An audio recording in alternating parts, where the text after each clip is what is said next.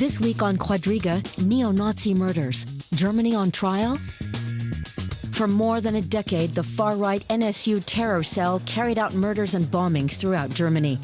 9 of the 10 victims had an immigrant background, but Germany's security services did not link the killings to the country's extreme right-wing scene. Germany's Chancellor Angela Merkel has promised the victims' families a full and open investigation.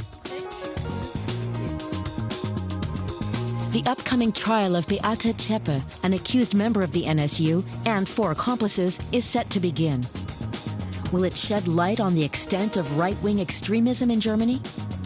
Your host this week, Melinda Crane. Hello and welcome.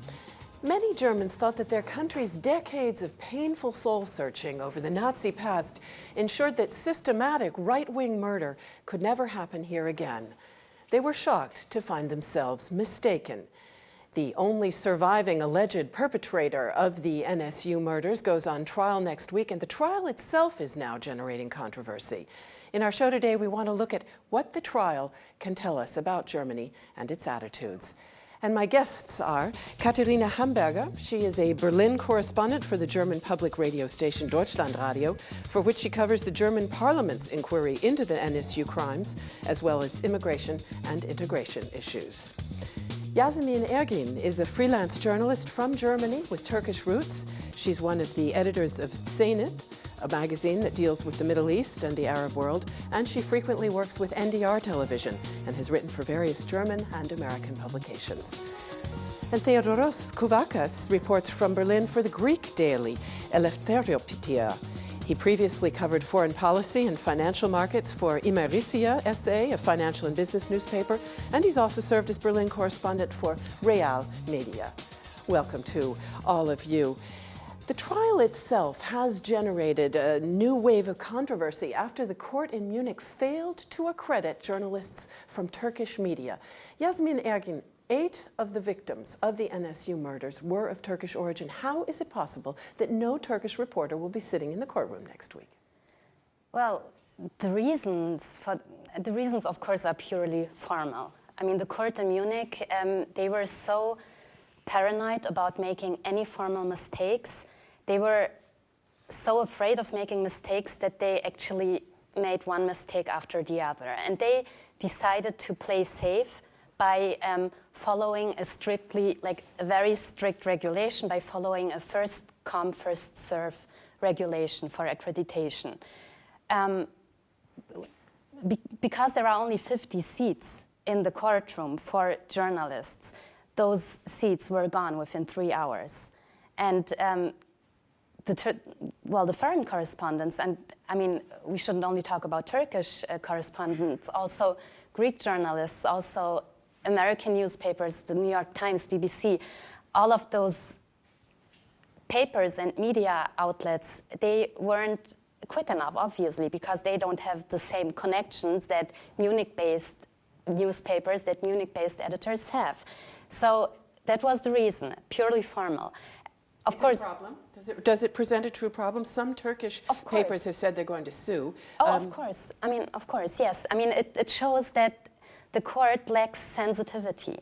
Yes, the court. I mean, the court's responsibility is to provide a legal trial. I mean, it's their responsibility to make sure that the legal justice is taken care of. But at the same time, this is such a big trial. It's so important. It's filled with emotions. It's filled with expectations. So obviously, it should be expected that they also have in mind that the legal peace in Germany, the legal peace of the Turkish part, the part of the population that has Turkish roots, should also have been in mind. Theodore Kouvakas, as I said, some Turkish papers are suing. There has been a great deal of discussion, particularly in Turkish media, but not only, also within the media in Greece. What do you think? Have the foreign media overreacted? We've just heard there the court was trying to simply abide by good fairness principles, first come, first serve. Yes, it sounds absolutely logical to use this rule, first come, first served, but it could have been that the court would give some time for foreign media to understand the rules in order to be able to be among the 51st ones. I think that was quite a mistake. I don't think it is very important whether journalists in the courtroom are Turkish, Greek, American or German. I think that most journalists are going to do their work properly and we are going to get the information we need. And after all, it's a courtroom and it is a trial. Journalists are only following the trial. They're not taking part in it. It's a lot more important to have answers to the questions that have not been answered so far. But one of the biggest questions, of course, that the murders themselves have raised is the question of the degree to which this insensitivity that Yasemin Ergin just mentioned actually goes much deeper and reflects prejudice and indifference. Katharina Hamberger, would you say when you look at what happened with the court, when you look at the fact that foreign media were not given adequate chance to get accreditation, does that reflect a wider underlying almost xenophobia or insensitivity to the point of xenophobia in German society, or is it simply a reflection of bureaucratic mistakes and German federalism? I think this is more the point. It's a reflection of the bureaucratic things that the German court in this case sticks to. They just follow the strict order, the strict rules, because they are so afraid that there could be a revision from an appeal. Yeah, appeal, and at the end, and that all the trial is, that it does not count anymore. This. So. We've heard even from the foreign minister, Guido Westerwelle, that he thinks the court made a big mistake. Why is it not possible to change this accreditation process? It's not possible afterwards. They should have found another solution before they did this accreditation rule. And there could have been another solution. I think the problem is also that you just mentioned this call that the foreign minister made. I mean, obviously we all know, we don't have to discuss this, that the court, the justice system in Germany is independent. And it doesn't work that way, and politicians know that. I mean, Guido Westerwelle knows that he cannot just command the court to change their decision. It's just like, it's purely symbolic behavior. Politicians do that all the time. I mean, all the politicians who have stated their opinion in this matter know that they cannot change the court's decision.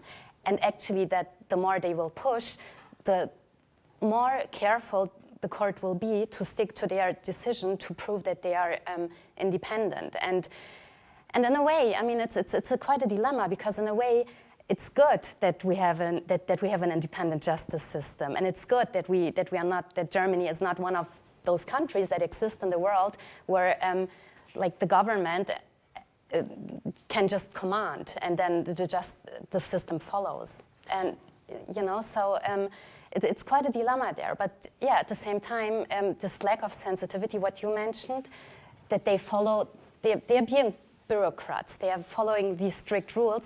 And this, of course, doesn't look good in the world. Particularly since, of course, after the murders finally came to light, many people felt that it was ignorance, indifference, and prejudice that had allowed the NSU to get away with murder for so long. Let's take a brief look back at the NSU murders to remember the facts of the series. The NSU's terror campaign ended in November 2011 in this mobile home in eastern Germany. 2 of the gang's members had apparently committed suicide. The terror cell carried out 10 murders. 8 victims had Turkish immigrant backgrounds, another was of Greek origin, and the last was a German policewoman. A nail bomb attack in a district of Cologne, where many migrants live, also wounded more than 20 people. Police and media linked the murders to organized crime. They even suspected some members of the victims' families were involved. Only after the arrest of Beate Zschäpe, the last surviving member of the trio, did it become clear that the terror cell was behind the biggest series of neo-Nazi murders in post-war German history. The victims' families are now seeking justice. They also want to know how the NSU could operate above the law for so long. Theodore Kouvakas, what's your answer to that final question? How was it possible? What were the central factors that allowed the NSU to murder with impunity for 10 years? That's what we hope to find out after or during this trial, because there are more questions than answers so far. Secret services, security services, have lots to answer about. We now know that there were right next to them, to the NSU, to the neo-Nazi terrorists. We know it. We have evidence about that. So during this trial and after the trial and besides the trial, we're hoping to find answers to this question. We don't have it yet. We suspect, but we don't know. Katharina Hamberger, let's start out with what we have found out since 2011 about the security services. Apparently, there was an extraordinary lack of coordination because this murder series went across several different federal states.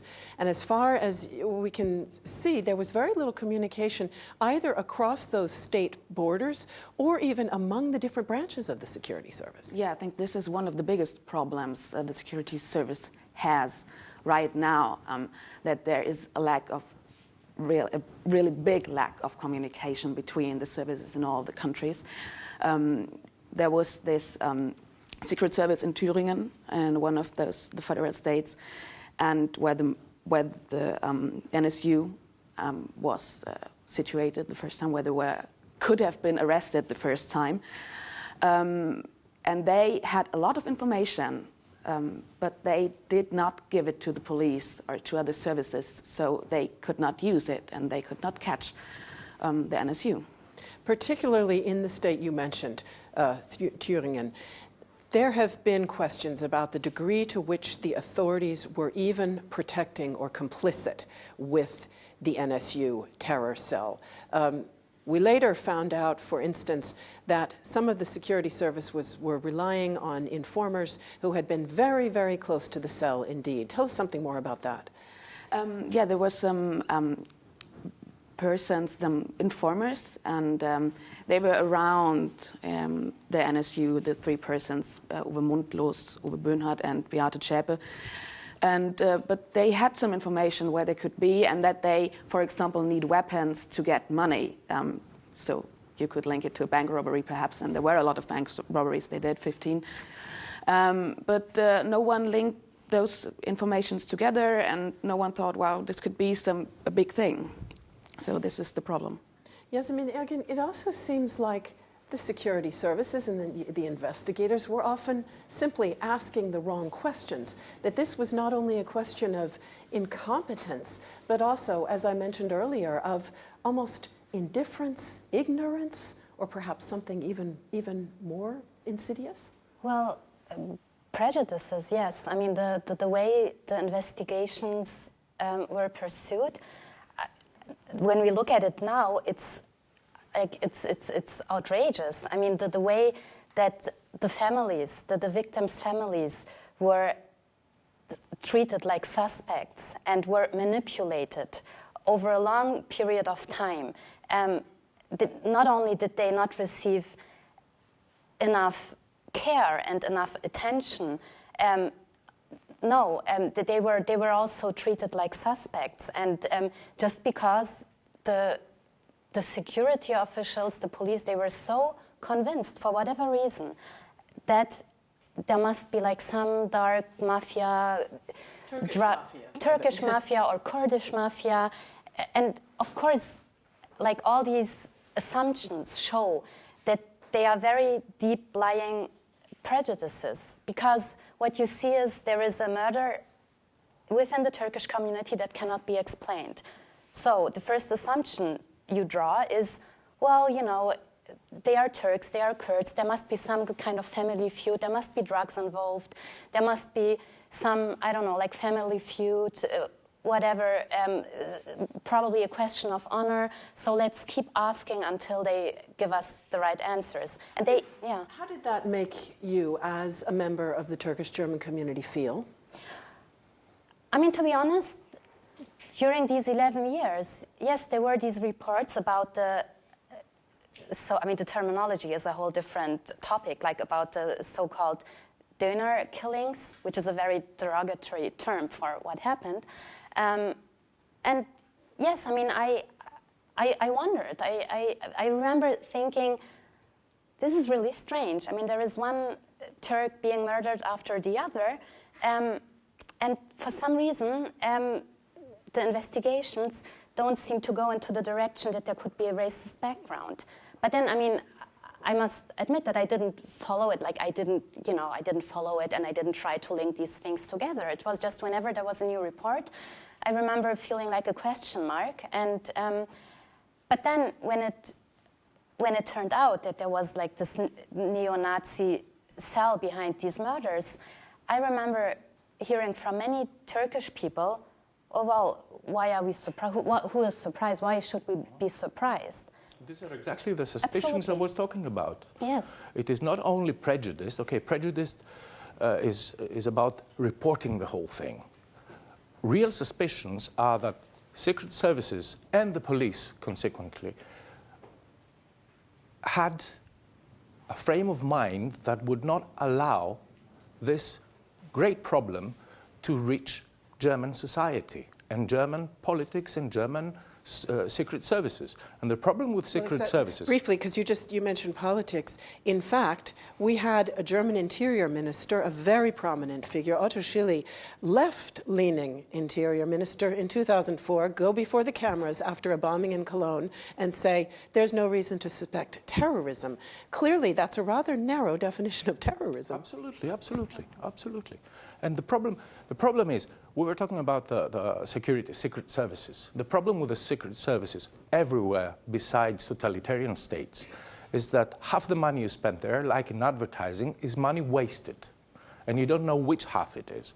The problem in this precise case is that maybe half the money that was wasted was not only wasted, but financed the operations of the so-called enemy.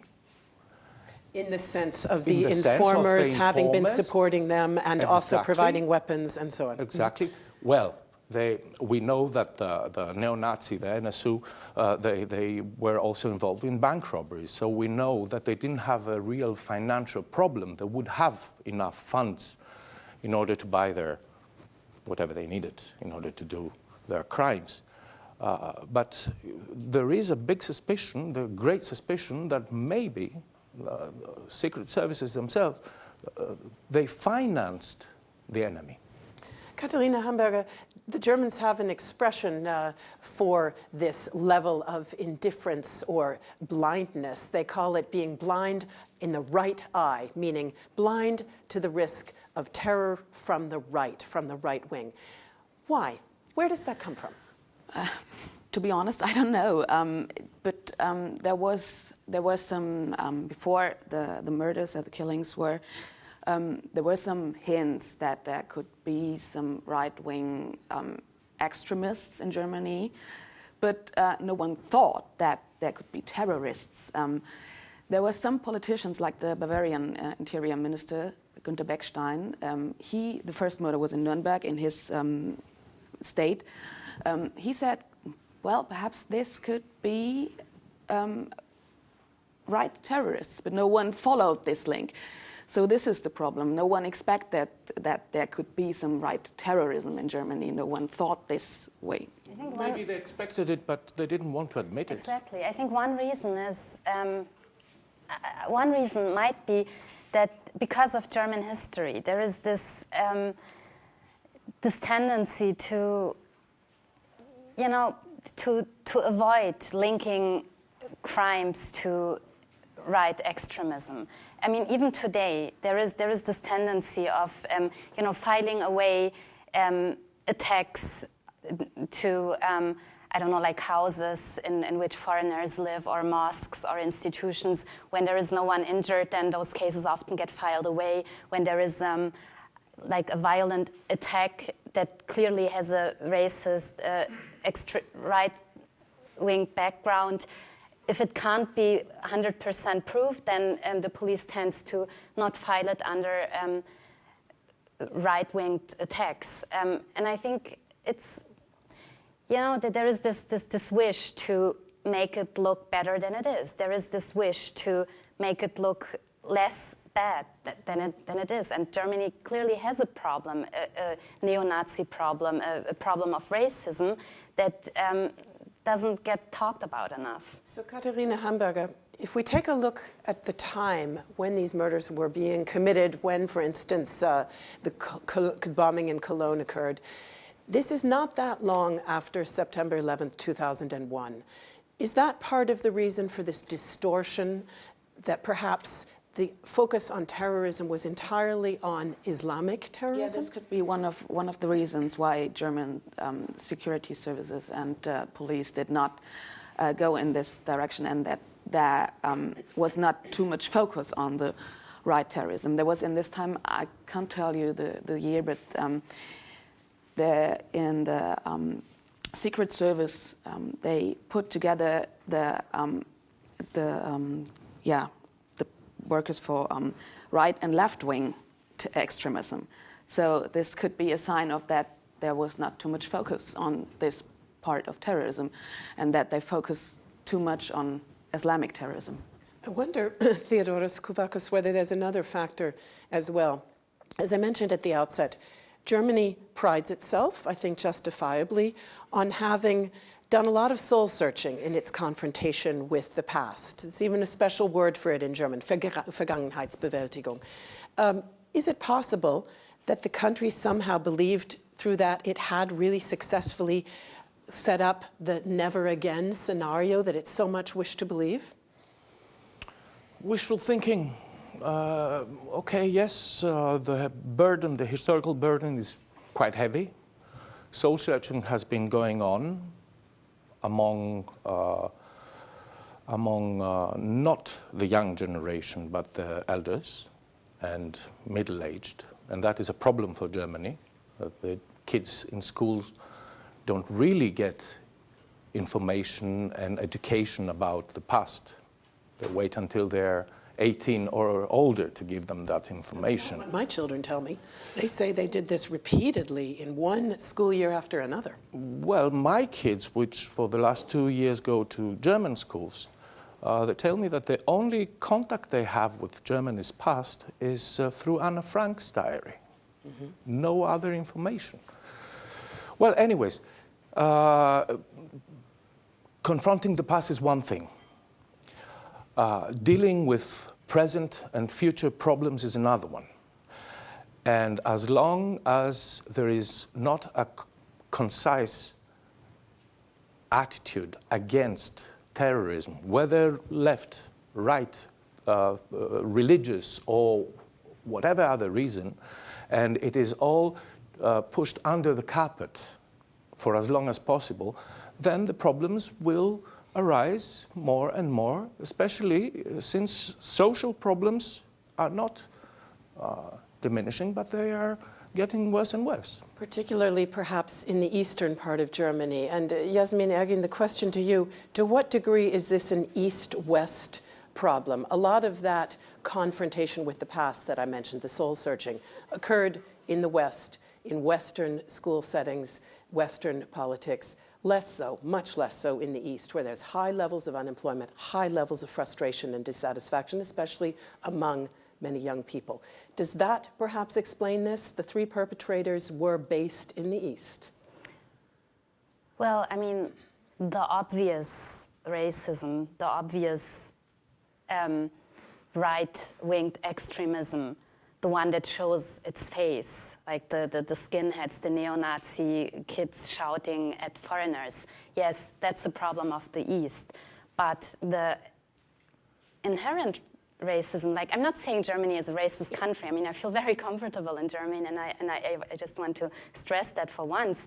But the everyday racism, as we can call it, the underlying racism, that's not an Eastern problem at all. Actually, there are many experts that will tell you that those obvious skinhead kids are not the problem. I mean, they are easy to, they are easy to recognize. They are even easy to fight against. They are like an easy enemy. But like the everyday racism is what's worrying. And I mean, I must tell you, I live in a very safe and comfortable place. I mean, I'm not confronted with racism. But then again, when I look at even the reports surrounding this case, even reports dealing with the victims, dealing with the victims' families, when you look at in mainstream media, when you look at the readers, viewers' comments, it's horrifying. That's one thing that always strikes me, how much underlying racism we have, how many people have these opinions that they, luckily we live in a country where those opinions are not, cannot be spoken out freely, but they are there, and that's worrying. Katharina Hamberger, the role of the media. Yasemin Ergin mentioned earlier as well that as the murders were occurring before people knew the background, they were referred to as the Döner murders after a very popular Turkish sandwich that we eat here in Germany, or also the Bosporus serial murders. What was going on in the media? How could they too have been so blind? I think on the one hand, they just followed the information they had from the police and the Secret Service. They relied to it, but on the other hand, they just got into it, and they, as you already said, that it was, that they some kind of liked this idea of this Turkish gangster mafia milieu, and that was a good story, and to tell this, that there could be a deep state in Germany, the Turkish deep state in Germany working here too, and that there's a mafia killing people. Yeah, media business is sensationalist by definition. Yeah. They love catchphrases. They just fail to show enough sensitivity to how the victims' families would feel about a term like the Döner killings. I mean, even left-leaning newspapers picked up this term because it was so catchy, and everyone... It wasn't, this term Döner killings was just an accident. It was a little news in a newspaper, and the reporter wanted to write killing again in a Döner imbiss, but it was too long, so he just shortened his title, and what was the result was Döner killings. So do you think, both of you work in German media, do you think that has changed? It's been interesting that since this accreditation scandal developed, some German media have offered their places in the courtroom to Turkish media. Apparently they're not allowed to do an exchange like that. But do you sense that attitudes within the German media have changed since the crimes came to light? Yes, I think so, absolutely. I mean, there is a lot of sensitivity. There is a lot of empathy for the victims. Yes, I mean, those signs of solidarity with the Turkish media, all this. And of course, media representatives have become being much more careful about their usage of terminology. And they are all very well aware of their own mistakes. As well, I must say, as the German officials, they are also aware of their mistakes. I mean, that's one thing that... we have to give them credit for that. No one is trying to hide or to deny their mistakes. I think that, you know this better than I, because you follow that, this German Commission of Inquiry. I think they've done a good job of uncovering. Yeah, the politicians who sit in this commission, they do a really good job, because they, whether they are from the Conservative Party or from the left parties, they all work together. But there are some politicians who come to this commission and to be asked about this NSU case. They just, they say they are not responsible, and that is still a problem. That some of the politicians, of the officials, of the people from the security service still say, yeah, there were mistakes, we're sorry for that, but we're not really responsible. This is another person who's responsible for this. A number of them have stepped down. I think within 3 different state governments, the people who worked in the domestic intelligence, the people at the top of the domestic intelligence services did step down. Also, the head of the Federal Office of the Protection for the Constitution, but only after it became clear that his office, in fact, had documents shredded right after the murders came to light. Do you think that at the political level, we are in a better place than we were in 2011? I don't know. I can't say exactly if we're in a better place right now, but perhaps we're on a good way. I think most politicians think about what happened. The Interior Minister, now Hans-Peter Friedrich, he invented this extreme database where all the security services can change the information. But I don't know if this is enough, I think there has to be more than this. Theodore Kouvakas, there have been other changes as well, at least in procedures. For instance, data sharing between different branches of the security services, the police and the justice authorities, more coordination, the database that was just mentioned. What about informers? That has been a very thorny issue for years now. Do you think that the government has that better under control? It seems that some of these informers were not simply informing, they were an active part of the right-wing scene. Definitely, and that is a problem also with addressing the far-right NPD party and the attempt to make that illegal.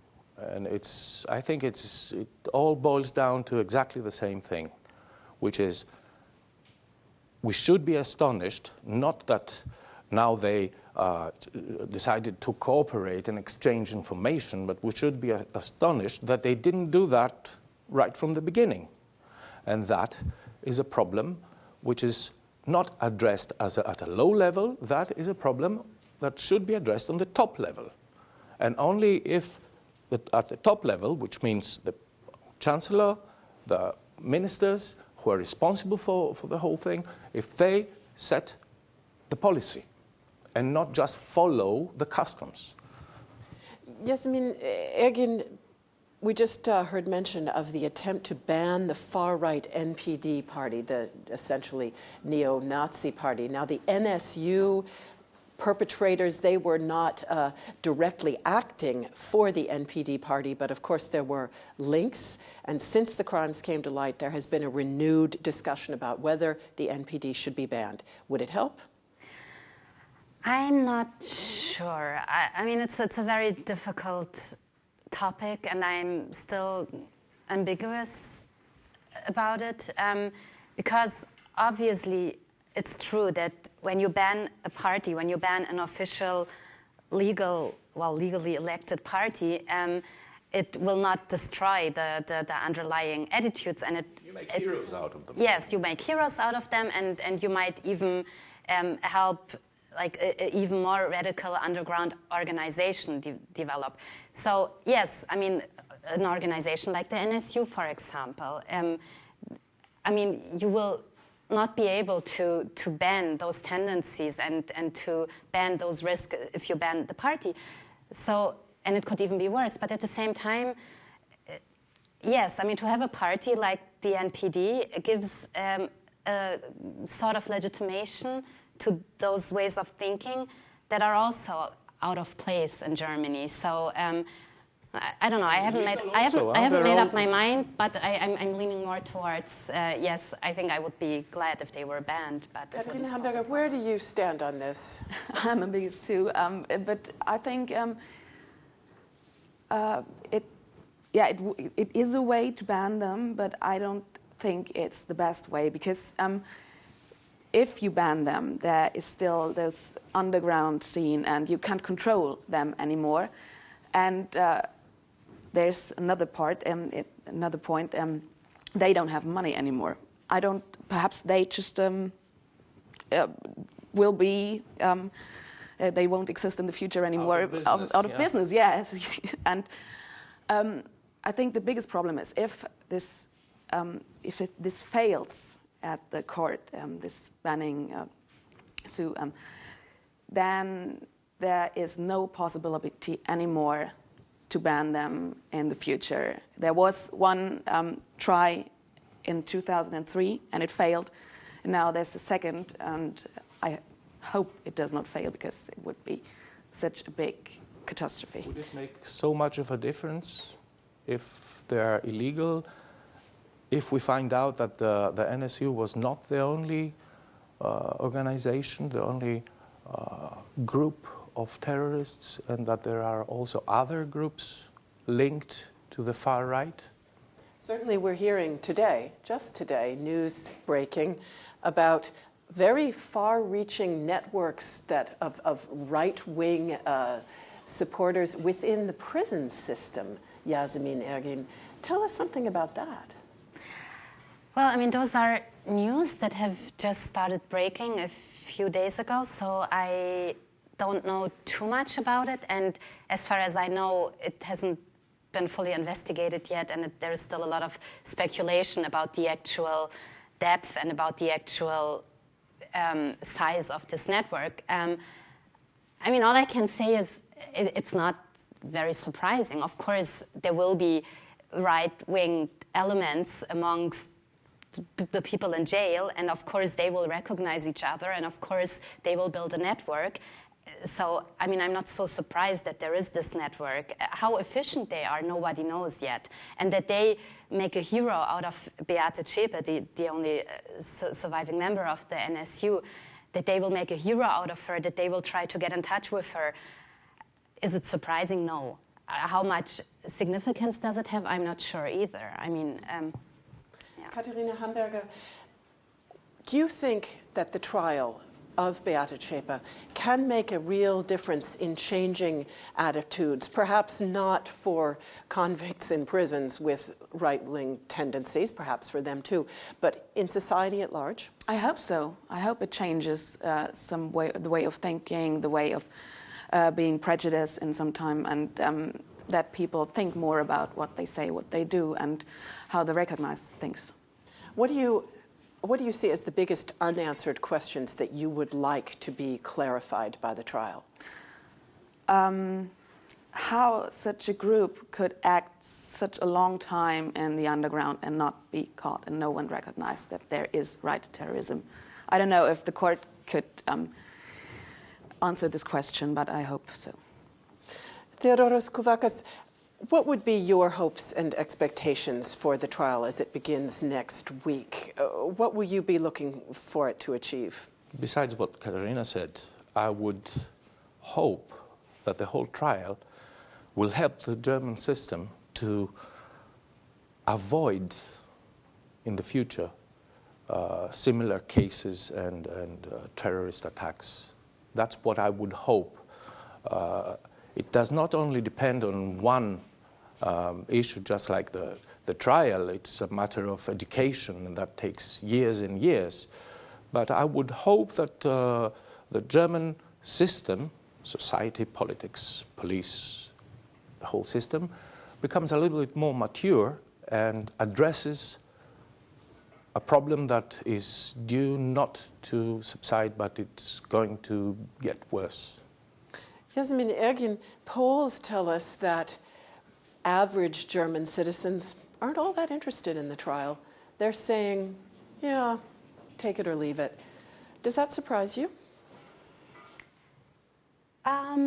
Yes and no. I mean, it doesn't surprise me so much because I think that the trial in itself will not be able to answer the most important questions.